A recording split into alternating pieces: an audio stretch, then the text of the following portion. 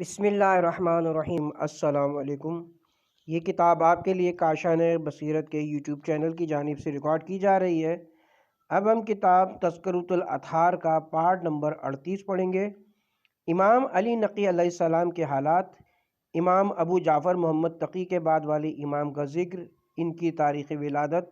دلائل امامت، مدت خلافت، عمر، وفات اور اس کا سبب، قبر، اولاد کی تعداد اور ان کے مختصر حالات۔ امام ابو جعفر کے بعد ان کے فرزند ابو الحسن علی بن محمد علیہ السلام امام تھے، کیونکہ آپ میں صفات امامت جمع تھیں اور آپ کا فضل مکمل تھا، اور آپ کے علاوہ آپ کے پدر بزرگوار کے مقام کا کوئی وارث نہ تھا۔ امامت کی نص اور خلافت کا اشارہ ان کے پدر گرامی کی طرف سے ان کے لیے ثابت ہے، اور آپ کی ولادت 15 ذی الحج سن 212 مقام حریہ میں ہوئی، جو مدینہ رسول کے قریب ہے، اور آپ کی وفات سرمن رائے سامرا میں رجب 254 ہجری میں ہوئی۔ اس وقت آپ کی عمر 41 برس اور کچھ ماہ تھی، اور متوکل نے آپ کو یحییٰ بن ہرثمہ بن عین کے ذریعے مدینے سے سرمن رائے سامرا کی طرف بلایا تھا، بس آپ کو وہیں رکھا گیا اور وہیں وفات پائی، اور آپ کی مدت امامت 33 سال تھی، اور آپ کی والدہ کنیز تھیں جنہیں سمانہ کہا جاتا ہے۔ آپ کی امامت پر نصوص و دلائل۔ نمبر 1، مجھے خبر دی ابو القاسم جعفر بن محمد نے، محمد بن یعقوب سے، اس نے علی بن ابراہیم سے، اس نے اپنے باپ سے، اس نے اسماعیل بن مہران سے۔ وہ کہتا ہے کہ جب ابو جعفر مدینے سے اپنی دونوں مسافرتوں میں سے پہلی دفعہ بغداد کی طرف گئے تو میں نے آپ سے چلتے وقت عرض کیا، آپ پر قربان جاؤں، مجھے آپ کے وہاں جانے میں خوف سا محسوس ہوتا ہے، ہم آپ کے بعد امیر امامت کس کی طرف رجوع کریں؟ راوی کا بیان ہے کہ آپ نے تبسم فرماتے ہوئے میری طرف غور سے دیکھا اور فرمایا، ابھی تیرے خدشے کا مطابق وہ وقت نہیں آیا۔ پھر آپ کو جب معتصم کے حکم پر دوبارہ بلایا گیا تو میں امام پھر خدمت میں حاضر ہوا اور عرض کیا، میں آپ پر قربان جاؤں، آپ تو جا رہے ہیں، آپ کے بعد یہ امر امامت، یہ امر کس کی طرف ہے؟ تو آپ رو پڑے یہاں تک کہ ریشی مبارک تر ہو گئی۔ پھر آپ میری طرف ملتفت ہوئے اور فرمایا، اس دفعہ خطرہ ہے، امر امامت میرے بعد میرے بیٹے علی کے سپرد ہے۔ نمبر 2، مجھے خبر دی ہے ابو القاسم جعفر بن محمد نے محمد بن یعقوب سے، اس نے حسین بن محمد سے، اس نے خیرانی سے، اس نے اپنے باپ سے۔ وہ کہتا ہے کہ میں اپنی ملازمت کی وجہ سے جس پر مامور تھا، ہمیشہ ابو جعفر محمد تقی کے دروازے پر رہتا تھا، اور احمد بن محمد بن عیسیٰ اشعری ہر رات کے آخر میں سحری کے وقت آتا تھا تاکہ ابو جعفر کی بیماری کی خبر معلوم کرے، اور جو قاصد ابو جعفر اور خیرانی کے درمیان آتا جاتا رہتا تھا، جب وہ آتا تو احمد کھڑا ہو جاتا اور قاصد علیحدگی میں سے ملتا۔ خیرانی کہتا ہے کہ قاصد ایک دن نکلا اور احمد بن محمد بن عیسیٰ وہاں سے اٹھ کھڑا ہوا، اور قاصد علیحدگی میں مجھے ملا، اور احمد چکر لگانے لگا، اور وہ ایسی جگہ کھڑا ہوا جہاں سے گفتگو سن سکتا تھا۔ تو قاصد نے کہا کہ آپ کے مولا آپ کو سلام کہہ رہے تھے، اور آپ سے کہہ رہے تھے میں جانے والا ہوں، اور میرے بعد میرا بیٹا علی نقی امام ہے، اور تم پر میرے اس بیٹے کے لیے میرے بعد وہی کچھ فرض و لازم ہے جو میرے لیے میرے پدر گرامی کے بعد تم پر لازم و فرض ہے۔ پھر وہ قاصد لوٹ گیا تو احمد اپنی جگہ پر آ کر مجھ سے کہنے لگا، اس خادم نے تمہیں کیا کہا ہے؟ میں نے کہا، خیر خیریت ہے۔ تو کہنے لگا، جو کچھ تم دونوں کی گفتگو میں ہوئی ہے میں نے سن لی ہے اور پھر ہماری طرف بات دہرا دی۔ تو میں نے اسے کہا کہ اس طرح چھپ کر سننا تیرے خدا کی طرف سے حرام تھا، کیونکہ ارشاد خدا بندی ہے، کسی کے پوشیدہ حالات کے لیے تجسس نہ کرو۔ اب اگر تو نے سن ہی لیا ہے تو اس کی حفاظت کرو، شاید کسی دن اس کی ضرورت پڑے، اور اس وقت سے پہلے کسی کو بتانے میں گریز کرنا۔ میں نے صبح اٹھ کر یہ پیغام 10 رقوں میں لکھ کر ان پر مہر لگائی اور اپنے 10 معتبر ساتھیوں کو دے کر کہا کہ اگر میں ان کا تم سے مطالبہ کرنے سے پہلے مر جاؤں تو پھر ان رقوں کو کھول کر ان پر عمل کرنا۔ امام ابو جعفر محمد تقی رحلت فرما گئے تو ان کی رحلت کے بعد میرا آنا جانا کہیں نہ تھا، اور ایک دن پتہ چلا کہ سرکردہ شیعہ حضرات محمد بن فرج کے پاس اکٹھے ہوئے ہیں اور آپس میں امر امامت میں بات چیت کر رہے ہیں، تو مجھے محمد بن فرج نے خط لکھا جس میں مجھے بتایا کہ وہ لوگ اس کے پاس جمع ہیں، اور اس نے مجھے کہا کہ اگر شہرت کا خطر نہ ہوتا تو میں انہیں لے کر آپ کے پاس آتا، لہٰذا میں چاہتا ہوں کہ آپ سوار ہو کر میرے پاس آئیں۔ چنانچہ میں سوار ہو کر اس کے ہاں گیا تو میں نے دیکھا کہ قوم اس کے پاس جمع ہے۔ پس اس سلسلہ امامت کے بارے باتیں کرتے رہے تو میں نے اکثر کو تردد و شک کی حالت میں پایا، تو جن لوگوں کے پاس رقے تھے میں نے ان سے کہا کہ رقے نکالا، تو انہوں نے وہ رقے نکالے۔ تو میں نے ان سے کہا کہ یہ ہے وہ کچھ جس کے لیے مجھے حکم دیا گیا ہے۔ تو پھر کچھ لوگوں نے کہا کہ ہم دوست رکھتے تھے کہ آپ کے ساتھ اس معاملے میں کوئی دوسرا بھی ہوتا تاکہ اس بات کی تاکید و تائید ہو جاتی۔ تو میں نے کہا کہ خدا نے تمہاری پسند کا انتظام کر دیا ہے۔ یہ ابو جعفر اشعری ہے جو اس پیغام کی سننے میں میری گواہی دیتا ہے، سوال کر لو۔ ان لوگوں نے اس سے سوال کیا تو اس نے گواہی دینے میں توقف کیا، تو میں نے اسے مباہلے کی دعوت دی، جس سے وہ ڈر گیا اور کہنے لگا میں نے یہ سنا ہے اور ایسی عزت و تکریم ہے کہ میں دوست رکھتا تھا کہ عرب میں سے کسی کے لیے ہوتی، تو اب اگر مباہلے کی نوبت ہے تو پھر اس گواہی کے چھپانے کا کوئی راستہ نہیں۔ چنانچہ وہ قوم اس جگہ سے نہیں گئی یہاں تک کہ انہوں نے ابو الحسن کے لیے امر امامت کو تسلیم کر لیا۔ اخبار اس باب میں بہت زیادہ ہیں اور اگر ہم ان کو تحریر کرنے لگے تو کتاب طویل ہو جائے گی۔ پوری جماعت شیعہ کا ابو الحسن کی امامت پر اتفاق کر لینا اور آپ کے زمانے میں کسی اور کا آپ کے سوا مدعی امامت نہ ہونا جس سے معاملے میں اشتباہ پڑ جائے گی، یہ چیزیں اس سے بے پرواہ کر دیتی کہ ہم تفصیل سے نصوص اخبار کو تحریر کریں۔ حضرت امام علی نقی علیہ السلام کے مختصر فضائل۔ نمبر 1، مجھے خبر دی ابو القاسم جعفر بن محمد نے محمد بن یعقوب سے، اس نے حسین بن محمد سے، اس نے معلّہ بن محمد سے، وشا سے اس نے خبر خیران اسباتی سے، وہ کہتا ہے کہ میں مدینے میں ابو الحسن علی بن محمد کی خدمت میں حاضر ہوا تو آپ نے مجھ سے فرمایا تیرے پاس واسق کی کیا خبر ہے؟ میں نے عرض کیا کہ آپ پر قربان جاؤں میں نے اسے خیر و عافیت میں چھوڑا ہے، میں نے قریب ترین وقت میں اس سے ملاقات کی ہے۔ راوی کہتا ہے کہ آپ نے فرمایا تو لوگ یہ کہتے ہیں کہ وہ مر گیا، تو جس وقت آپ نے فرمایا کہ لوگ یہ کہتے ہیں تو میں نے سمجھا کہ لوگ تو نہیں بلکہ لوگ سے مراد آپ کی اپنی ذات ہے۔ پھر آپ نے پوچھا جعفر بن معتصم نے کیا کہا؟ میں نے کہا کہ جب میں چلا گیا تو وہ قید میں بدترین حالت میں تھا۔ راوی کہتا ہے کہ آپ نے مجھ سے فرمایا کہ یاد رکھو کہ وہ تو اب حکومت کا مالک ہے۔ پھر فرمایا کہ ابن زیاد وزیر واسق کا کیا بنا؟ تو میں نے کہا کہ لوگ اس کے ساتھ ہیں اور اس کا حکم چلتا ہے۔ تو آپ نے فرمایا یاد رکھو یہ حکومت اس کے لیے بدبختی کا سبب بنے گی۔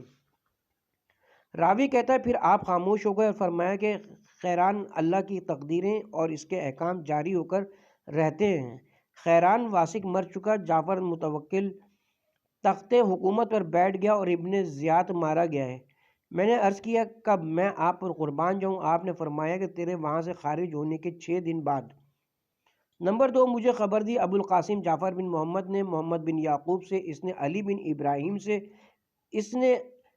ابن نعیم بن محمد طاہری سے، وہ کہتا ہے کہ متوکل ایک پھوڑے کی وجہ سے بیمار ہو کر موت کے کنارے پہنچ گیا۔ کسی شخص میں حوصلہ پیدا نہیں ہوتا تھا کہ عمل جراحی کے لیے لوہا اس کے قریب کر سکے، سب ڈرتے تھے۔ یہ حالت دیکھ کر متوکل کی ماں نے نظر مانی کہ اگر یہ شفا یاب ہو گیا تو اپنا بہت سا مال جناب ابو الحسن علی بن محمد علیہ السلام کی خدمت میں پیش کرے گی۔ ادھر متوکل سے اس کے قریبی فتح بن خاقان نے کہا کہ کیا حرج ہے اگر آپ اس شخص یعنی ابو الحسن کے پاس کسی کو بھیجیں اور اس بارے میں دریافت کریں، ان کے پاس ایسے کمال ہیں جن کی وجہ سے خدا تمہیں اس پھوڑے سے نجات دے دے۔ تو اس نے کہا پھر کسی کو بھیجو۔ قاصد گئے اور واپس آئے اور کہنے لگا کہ بھیڑ بکری کی مینگنیاں لو اور انہیں گلاب کے پانی میں بھگو کر پھوڑے کے زخم کے اوپر لگا دو تو حکم خدا سے یہ نفع مند ہوگا۔ جو لوگ متوکل کے پاس تھے وہ آپ کے قول کا مذاق اڑانے لگے، تو فتح نے ان سے کہا کہ جو نسخہ آپ نے بتایا ہے اس کا تجربہ کرنے میں کیا حرج ہے؟ خدا کی قسم مجھے امید ہے کہ اس سے درست ہو جائے گا۔ پس مینگنیاں لائی گئیں اور انہیں گلاب کے پانی میں بھگو کر پھوڑے پر لگایا گیا تو پھوڑے کا منہ کھل گیا اور جو کچھ اس میں مواد تھا بہہ گیا۔ ادھر متوکل کی ماں کو متوکل کی عافیت کی خوشخبری دی گئی تو اس نے 10,000 دینار اپنی مہر سے لگا کر ابو الحسن کی خدمت میں بھیجے اور متوکل کی بیماری جاتی رہی۔ چند دن گزرے تو بطحائی نے ابو الحسن کے خلاف متوکل سے چغلی کی اور کہا کہ ان کے پاس مال اور ہتھیار ہیں، تو متوکل نے سعید حاجب کو حکم دیا کہ وہ اچانک رات کے وقت حضرت کے مکان میں گھس جائے اور جو اموال و ہتھیار وہاں پر ملے اٹھا کر لے آئے۔ ابراہیم بن محمد کہتا ہے کہ مجھ سے سعید حاجب نے کہا کہ میں رات کے وقت ابو الحسن کے گھر گیا اور میرے ساتھ سیڑھی تھی کہ جس کی مدد سے میں چھپ کے اوپر چڑھا اور تاریکی میں مکان کی کچھ سیڑھیاں نیچے اترا۔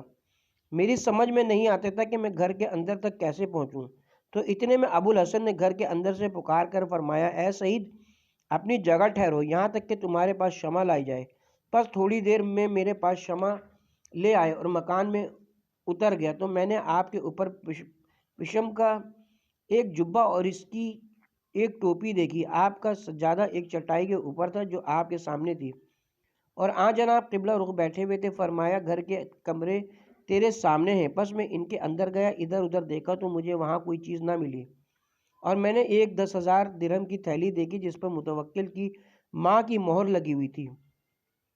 اور اس کے ساتھ ایک اور مہر شدہ تھیلی تھی۔ تو مجھ سے ابو الحسن نے فرمایا کہ مسلح بھی دیکھ لو، تو میں نے اسے اٹھایا تو ایک تلوار دیکھی جو کپڑے کے نیام میں تھی، تو میں وہ سب کچھ متوکل کے پاس لے گیا۔ جب اس نے 10,000 کی تھیلی پر اپنی ماں کی مہر لگی ہوئی دیکھی تو اس کی طرف کسی کو بھیجا اور وہ اس کے پاس آئی اور اس نے تھیلی کے بارے میں سوال کیا تو ایک خادم کا کہنا کہ متوکل کی ماں نے کہا کہ میں نے تیری بیماری میں نظر کی تھی کہ اگر تجھے شفا ہو گئی تو میں اپنے مال میں سے 10,000 دینار حضرت کو دوں گی، لہٰذا میں نے ان کو بھیجے تھے اور یہ میری ہی مہر اس پر لگی ہوئی ہے۔ ابھی تک انہوں نے اسے چھیڑا بھی نہیں ہے۔ تو اس نے دوسری تھیلی کھول کر دیکھا تو اس میں 400 دینار تھے۔ تو متوکل نے حکم دیا کہ اس تھیلی کو دوسری تھیلی کے ساتھ ملا دو اور مجھ سے کہا کہ اے ابو الحسن کے پاس اسے لے جاؤ اور انہیں تلوار اور تھیلی 400 درہم والی اس رقم کے ساتھ جو اس میں ہے واپس کر آؤ۔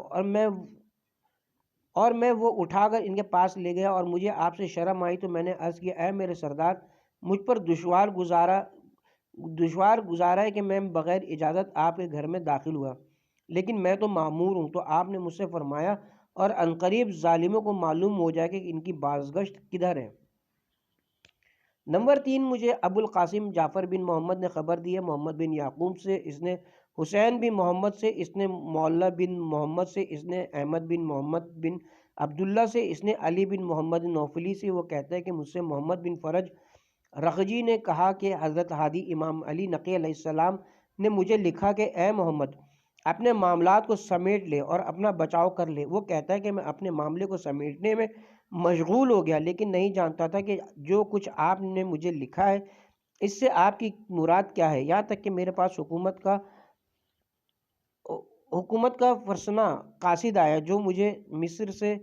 بیڑیوں میں قید کر کے لے گیا اور میرے سارے مال کو گرکی کر لیا اور میں 8 سال قید میں رہا۔ پھر قید خانے میں میرے پاس آپ کا خط آیا، اے محمد بن فرج، مغربی جانب میں بغداد میں قیام نہ کرنا۔ میں نے خط پڑھا تو اپنے دل میں کہا کہ ابو الحسن مجھے یہ لکھ رہے ہیں جبکہ میں قید میں ہوں، یہ بڑی عجیب بات ہے۔ پس میں تھوڑی دن اور قید میں رہا کہ مجھے رہائی مل گئی،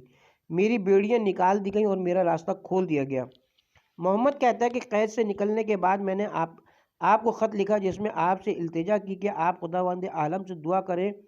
کہ میرا مال و اسباب مجھے واپس کر دے۔ تو آپ یہ لکھا کہ عنقریب وہ تیرا مال و اسباب واپس کر دے گا اور اگر وہ واپس نہ کرے تو بھی تمہارے لیے نقصان دہ نہیں ہے۔ علی بن محمد نوفلی کہتا ہے کہ جب محمد بن فرج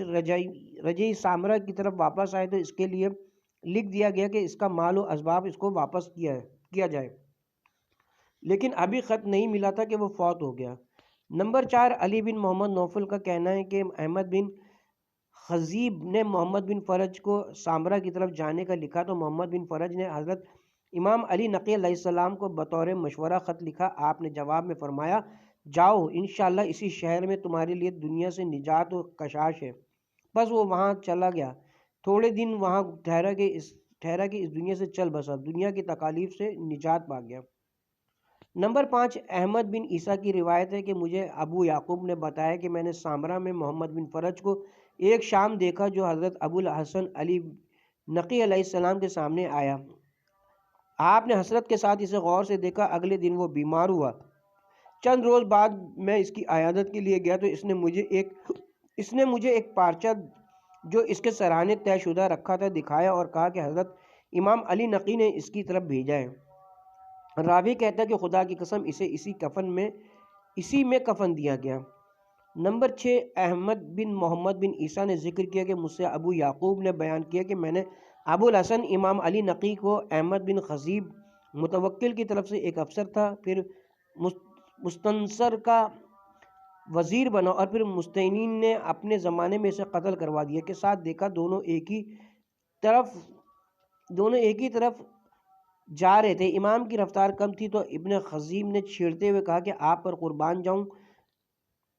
قدم بڑھاؤ۔ آپ نے فرمایا تم آگے جانے والے ہو۔ 4 ہی دن گزرے تھے کہ ابن خزیب کی پنڈلی پر شکنجہ رکھ کر قتل کر دیا گیا۔ نمبر 7، راوی کا بیان ہے کہ ابن خزیب نے آپ سے اس گھر کے بارے میں کہ جس میں آپ رہتے تھے سختی سے مطالبہ کیا کہ وہ اس سے منتقل ہو جائیں اور خالی کر کے اس کے سپرد کر دیں، تو امام ابو الحسن علی نقی علیہ السلام نے اسے پیغام بھیجا، میں اللہ سے تیرے بارے میں شکایت کروں گا جس سے تیرا کچھ نہیں رہے گا۔ چنانچہ خدا نے انہی دنوں سے اپنی گرفت میں لے لیا۔ نمبر 8، حسین بن حسن حسنی نے روایت کی کہ مجھ سے ابو طیب یعقوب بن یاسر نے بیان کیا کہ متوکل اپنے ارد گرد والوں سے کہا کرتا تھا، تم سب پر افسوس ہے کہ امام علی نقی علیہ السلام کے سلسلے میں میرا ساتھ نہیں دیتے۔ مجھے تو رضا کے بیٹے امام علی نقی کے معاملے نے عاجز و بے بس کر دیا ہے۔ میں نے کوشش کی کہ وہ شراب پینے میں میرے ساتھی و ندیم بنے تو انہوں نے انکار کیا۔ میں نے ایڑی چوٹی کا زور لگایا کہ کوئی موقع ملے مگر ایسا نہ ہو سکا جس سے میں انہیں لوگوں میں رسوا کر سکوں۔ حاضرین میں سے کسی نے کہا کہ اگر ان سے تمہارا مقصد نہیں نکلتا تو ان کے بھائی موسیٰ بن محمد تقی سے اس کام کو حاصل کرو جو لہو لعب گانے بجانے، عشق بازی اور پست کام کا رسیہ اور دل دادا ہے، اس کو منگوا کر اسے شہرت دو۔ اس طرح ابن رضا کی خبر مشہور ہو جائے گی اور لوگوں کو کیا پتہ چلے گا کہ کون سا بیٹا مراد ہے، اور اگر پہچانے گئے تو اس کے بھائی کو بھی ان کاموں سے مہتمم کرے گا۔ جس پر متوکل نے کہا کہ لکھو کہ اسے نہایت احترام سے سامرا بھیجا جائے۔ چنانچہ ایسے ہی کیا گیا۔ متوکل نے حکم جاری کیا کہ تمام بنی ہاشم قائدین لشکر اور باقی لوگ اس کا استقبال کریں، اور یہ ارادہ کیا کہ جب موسیٰ پہنچے گا تو جاگیر دے کر اس میں اس کو مکان بنوا دے گا اور شرابی اور گانے والی عورتیں اس میں منتقل کر دے گا، لیکن اس کے ساتھ ساتھ پیشگی صلہ دینے، عمدہ سلوک کرنے اور ایسا عمدہ مکان خالی کرانے کا حکم دیا جس میں خود متوکل بھی اس کی ملاقات کے لیے جا سکے۔ حضرت ابو الحسن علی نقی علیہ السلام جو اس وقت سامرا میں تھے نے پل وہ جہاں سے سامرا میں داخل ہوا جاتا ہے پر اپنے بھائی موسیٰ کی ملاقات کی۔ آپ نے اس کے درجے مطابق اسے سلام کیا، پھر اس سے کہا کہ اس شخص متوکل نے تجھے رسوا و ذلیل کرنے کے لیے بلوایا ہے، لہٰذا اس کے سامنے کبھی شراب پینے کا اقرار نہ کرنا، اور اے بھائی خدا سے ڈرو اس سے پہلے کہ کسی فعل حرام کا ارتکاب کرو۔ تو موسیٰ نے کہا کہ جب اس نے مجھے بلایا ہی اسی لیے ہے تو میں کیا کر سکتا ہوں، میرے لیے راہ ہی نہیں ہے۔ تو آپ نے فرمایا اپنی قدر و منزلت کو نہ گراؤ، اپنے پروردگار کی نافرمانی نہ کرو اور ایسا کام نہ کرو جو تمہارے لیے عیب کا باعث بنے، کیونکہ اس کا مقصد تمہاری ہتک کے علاوہ کچھ نہیں۔ موسیٰ نے انکار کیا تو ابو الحسن علی نقی علیہ السلام نے بار بار اس سے بات کی اور اسے واعظ و نصیحت کی، لیکن وہ آپ کی مخالفت پر قائم رہا۔ پس جب آپ نے دیکھا کہ وہ آپ کی بات قبول نہیں کرتا تو فرمایا کہ اس قسم کی محفل میں تم اس کے ساتھ ملنا چاہتے ہو، اس میں تم اور وہ کبھی اکٹھے نہیں ہو سکو گے۔ راوی کہتا ہے کہ موسیٰ 3 سال تک سامرا میں رہا، ہر دن صبح سویرے متوکل کے دروازے پر جاتا تو اس سے کہا جاتا کہ وہ آج کام میں مشغول ہے، پس شام کو جاتا تو اس سے کہا جاتا کہ وہ نشے میں، پس صبح کو جاتا تو اس سے کہا جاتا کہ اس نے دوا پی لی ہے۔ پس 3 سال تک اسی طرح رہا، یہاں تک کہ متوکل مارا گیا اور وہ شراب میں اس کے ساتھ شریک نہ ہو سکا۔ نمبر 9، محمد بن علی نے روایت کی کہ مجھے زید بن علی بن حسین نے خبر دیتے ہوئے کہا کہ میں بیمار تھا اور مدت کو میرے پاس طبیب آیا اور اس نے مجھے ایک دوا بتاتے ہوئے کہا کہ سحر کو اس طرح اور دن کو اس طرح استعمال کرو۔ رات ہونے کی وجہ سے میرے لیے اس کا حاصل کرنا ممکن نہ ہوا، اور طبیب ابھی دروازے سے نکلا ہی تھا کہ ابو الحسن کا ایک ساتھی اسی وقت وارد ہوا، اور اس کے پاس ایک تھیلی تھی، اس میں بے نہیں وہی دوا تھی، اور اس نے کہا کہ ابو الحسن تجھے سلام کہہ رہے ہیں اور فرما رہے ہیں کہ یہ دوا ہر روز ایسے استعمال کرو۔ بس میں نے وہ دوا لی اور اس کو پیتا رہا حتیٰ کہ تندرست ہو گیا۔ محمد بن علی کہتا ہے، مجھ سے زید بن علی نے کہا کہ اے محمد، کہاں ہے غالی اس واقعے کے سننے سے؟ امام علی نقی علیہ السلام کا مدینے سے سامرہ آنا،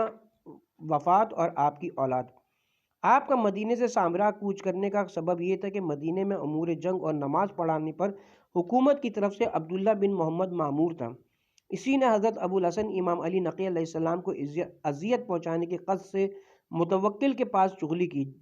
جناب ابو الحسن کو اس کے چغلی کرنے کا پتہ چل گیا تو آپ نے متوکل کو خط لکھا جس میں عبداللہ بن محمد کے آپ پر ظلم کرنے اور جھوٹی چغلی کا ذکر کیا۔ متوکل نے جواب دیا اور بہترین قول و فعل کا مظاہرہ کرتے ہوئے آپ کو سامرہ آنے کی دعوت دی۔ خط کا ظاہری متن یوں تھا: بسم اللہ الرحمن الرحیم، اما بعد، بے شک امیر المومنین آپ کی قدر و منزلت کو جانتے اور قرابت کی رعایت کرتے ہیں، اور آپ کے حق کو ثابت سمجھتے ہیں، اور آپ کے اہل بیت کے حالات کا جائزہ لیتے ہیں، جس سے خدا ان کے اور آپ کے حالات کی اصلاح فرمائے، اور اس سے آپ کی اور ان کی عزت برقرار رہے گی، اور آپ اور ان پر امن و امان کو داخل کرے گا، جس سے اس کا مقصد اپنے پروردگار کی رضا اور اس چیز کو ادا کرنا ہے جو آپ کے اور ان کے بارے میں اس پر فرض کی گئی ہے۔ اور امیر المومنین نے مناسب سمجھا ہے کہ محمد بن عبداللہ کو ان ذمہ داریوں سے ہٹا دیا جائے جنہیں وہ مدینہ رسول میں امور جنگ اور نماز کے متعلق ادا کرتا تھا، کیونکہ جیسا کہ آپ نے ذکر فرمایا کہ وہ آپ کے حق سے جاہل اور آپ کی قدر و منزلت کو خفیف سمجھتا ہے، اور جس وقت کہ اس نے آپ کو محتمم قرار دیا اور آپ کی طرف اس چیز کی نسبت دی کہ امیر المومنین جس سے آپ کی برات سچی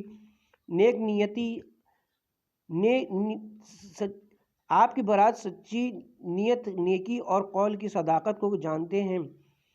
اور یہ کہ آپ اپنے کو اس کا اہل نہیں سمجھتے کہ جس کے طلب کرنے کے لیے آپ کو محتمم کہا گیا ہے، اور امیر المومنین نے محمد بن فضل کو اس کی جگہ ذمہ داری سونپی ہے، اور اسے آپ کی تعظیم کرنے اور آپ کی رائے کو تسلیم کرنے کی تاکید کی ہے، اور اسے اللہ اور امیر المومنین کا قرب حاصل کرنے کا حکم دیا ہے، اور امیر المومنین آپ سے تجدید عہد کرنے کے مشتاق اور آپ کی زیارت کرنا چاہتے ہیں۔ بس اگر آپ بخوشی ان سے ملنا چاہیں اور ان کے پاس جتنی دیر رہنا پسند کریں تو ضرور کوچ فرمائیے، اور اپنے اہل بیت اور موالی و حشم و خدم میں سے جسے انتخاب کریں آرام و اطمینان سے ساتھ لائیے، جب چاہیں کوچ کریں اور جب چاہیں تشریف لائیں فرمائیں، اور جس طرح چاہیں چلیں، اور اگر آپ پسند فرمائیں تو امیر المومنین کا غلام یحییٰ بن ہرثمہ اور اس کے ساتھ جو لشکر ہے یہ آپ کے کوچ کے ساتھ کوچ اور آپ کے چلنے کے ساتھ چلے، پس یہ سارا معاملہ آپ کے ہاتھ میں ہے، اور ہم نے اسے آپ کی اطاعت کا حکم دے دیا ہے۔ پس اللہ سے استخارہ کر کے امیر المومنین کے پاس پہنچ جائیے، پس ان کے بھائیوں، اولاد، اہل خانہ اور خواص میں سے کوئی ایسا نہیں کہ جس پر قدرت و منزلت میں ان کا زیادہ لطف و کرم ہو، اور نہ کوئی آثار میں زیادہ لائق تعریف ہے، اور نہ وہ اس کی نگرانی کرتے ہیں، اور نہ ان پر زیادہ شفیق و مہربان ہیں، اور نہ ان سے زیادہ نیکی کرتے ہیں، اور نہ ہی انہیں نسبت آپ کے ان سے زیادہ سکون ملتا ہے۔ والسلام علیکم ورحمۃ اللہ وبرکاتہ۔ ابراہیم بن عباس نے فلاں مہینہ یا جمادی الاخری سن 243 ہجری میں یہ خط لکھا ہے۔ پس جب یہ خط ابو الحسن کو ملا تو آپ نے کوچ کی تیاری کی، اور آپ کے ساتھ یحییٰ بن ہرثمہ بھی نکلا، یہاں تک کہ آپ سامرہ پہنچ گئے، اور جب وہاں پہنچے تو متوکل نے پہلا کام یہ کیا کہ اس دن وہ آپ سے پوشیدہ رہا، اور آپ کو وہاں ایسی سرائے میں ٹھہرایا گیا جہاں ٹھہرایا گیا خان سالاسک چور و فقراء کی سرائے کہتے تھے، جسے چور و فقراء کی سرائے کہتے تھے۔ آپ اس میں اس دن رہے، پھر متوکل نے حکم دیا کہ ان کو علیحدہ مکان دیا جائے، اور آپ اس میں منتقل ہو گئے۔ مجھے خبر دی ابو القاسم جعفر بن محمد نے محمد بن یعقوب سے، اس نے حسین بن محمد سے، اس نے معلّہ بن محمد سے، اس نے احمد بن محمد سے، عبداللہ نے اس سے محمد بن یحییٰ سے، اس نے صالح بن سعید سے۔ وہ کہتا ہے کہ جس دن حضرت ابو الحسن علیہ السلام سامرا تشریف لائے تو میں آپ کی خدمت میں حاضر ہوا اور میں نے آپ سے عرض کیا کہ آپ نے تمام امور میں آپ کے نور کو خاموش کرنے کی کوشش کی ہے اور آپ کے حق میں کوتاہی کی ہے، یہاں تک کہ انہوں نے آپ کی اس قوی ترین سرائے میں اتارا جو خان سائلک چوروں اور گداؤں کی سرائے ہے۔ تو آپ نے فرمایا تم یہاں کہتے ہو اے فرزند سعید۔ پھر آپ نے اپنے ہاتھ سے اشارہ کیا تو اچانک مجھے بہترین باغات، جاری نہریں اور ایسے جنات و گلستان نظر آئے کہ جن میں بہترین و معطر حوریں اور خدمت گزار تھے کہ گویا وہ چھپے ہوئے موتی ہیں، کہ جن کی وجہ سے میری آنکھیں حیران ہو گئیں اور مجھے بہت تعجب ہوا۔ تو آپ نے فرمایا جہاں کہیں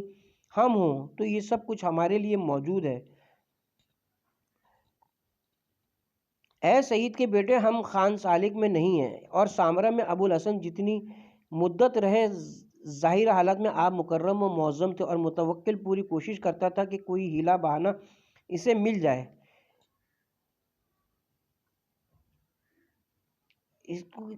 لیکن وہ اس پر قادر نہ ہو سکا۔ اور آپ کے متوکل کے ساتھ کئی واقعات ہیں کہ جن سے کتاب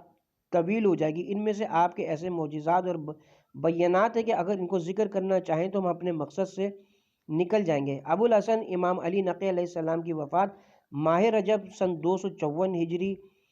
سامرا میں ہوئی۔ آپ کو اپنے گھر میں ہی میں دفن کیا گیا جو سامرا میں تھا، اور آپ نے اپنے بعد ایک تو اپنے فرزند ابو محمد حسن علیہ السلام چھوڑے اور جو کہ آپ کے بعد امام ہیں، اور حسین، محمد و جعفر اور اپنی بیٹی عائشہ چھوڑی، اور سامرا میں آپ کے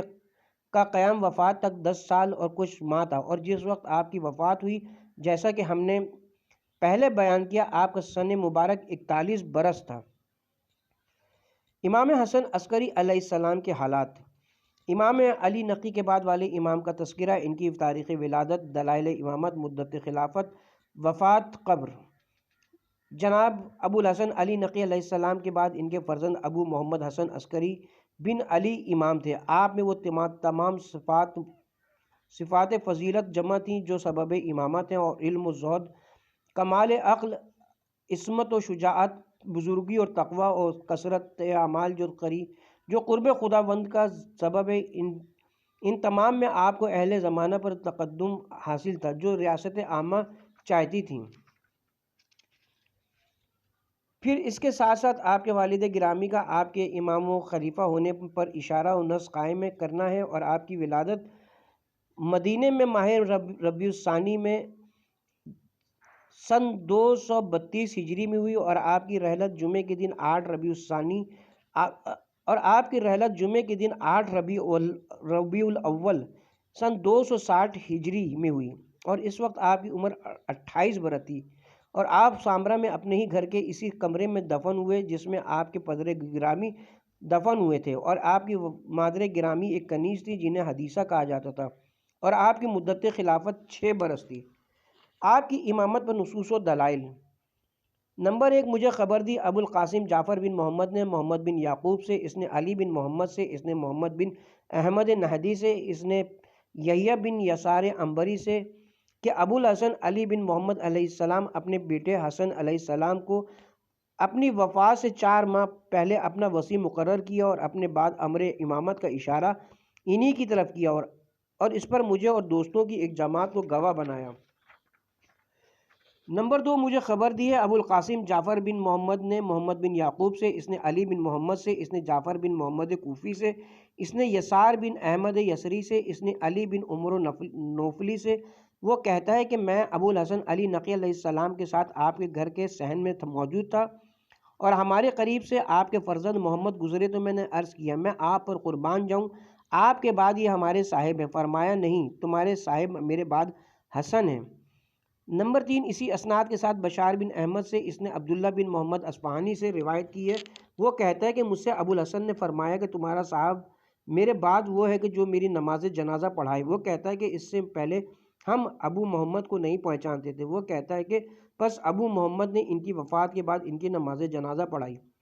نمبر 4، اسی اسناد کے ساتھ بشار بن احمد سے اس نے موسیٰ بن جعفر بن وہب سے اس نے علی بن جعفر سے روایت کی، وہ کہتا ہے کہ میں ابو الحسن کے پاس حاضر تھا جب ان کے بیٹے محمد کی وفات ہوئی، تو آپ نے حسن سے فرمایا، بیٹا اللہ کا شکر ادا کرو، پس خدا نے تم میں ایک امر ایجاد کیا ہے۔ بعض لوگ جناب محمد کو دیکھ کر گمان کرتے تھے کہ وہ امام ان کی وفات سے امام حسن عسکری علیہ السلام متعین ہو گئے۔ یاد رکھیں امام منصوص من اللہ ہوتا ہے۔ نمبر 5، مجھے خبر دی ابو القاسم جعفر بن محمد نے محمد بن یعقوب سے اس نے حسین بن محمد سے اس نے معلہ بن محمد سے اس نے احمد بن محمد بن عبداللہ بن مروان انباری سے، وہ کہتا ہے کہ میں ابو جعفر محمد بن علی کی وفات کے وقت حاضر تھا، پس ابو الحسن آئے اور آپ کے لیے کرسی رکھی گئی اور آپ اس پر بیٹھ گئے اور ان کے گرد ان کے اہل خانہ تھے اور ان کے فرزند ابو محمد حسن عسکری ایک طرف کھڑے تھے۔ پس جب حضرت تہجیز و تکوین سے فارغ ہوئے تو ابو محمد کی طرف ملتفت ہوئے اور فرمایا، اے بیٹا اللہ کا شکر ادا کرو کہ اس نے تم میں سے ایک امر پیدا کیا ہے۔ نمبر 6، مجھے خبر دی ہے ابو القاسم جعفر بن محمد نے محمد بن یعقوب سے اس نے علی بن محمد سے اس نے محمد بن احمد قلانسی سے اس نے علی بن مہزار سے، وہ کہتا ہے کہ میں نے ابو الحسن سے کہا کہ اگر کچھ ہو گیا اور میں اللہ سے پناہ مانگتا ہوں تو کس کی طرف؟ آپ نے فرمایا، میرا عہد میرے بیٹے کی طرف ہے اور مراد حسن عسکری ہے۔ نمبر 7، مجھے خبر دی ابو القاسم جعفر بن محمد نے محمد بن یعقوب سے اس نے علی بن محمد سے اس نے ابو محمد استر آبادی سے اس نے علی بن عمر و عطار سے، وہ کہتا ہے کہ میں ابو الحسن علیہ السلام کی بارگاہ میں حاضر ہوا اور آپ کے فرزند ابو جعفر محمد بقید حیات تھے اور امین، اور میں یہ گمان کرتا تھا کہ آپ کے بعد وہی خلیفہ و جانشین ہے، تو میں نے عرض کیا آپ پر قربان جاؤں، آپ کی اولاد میں سے امر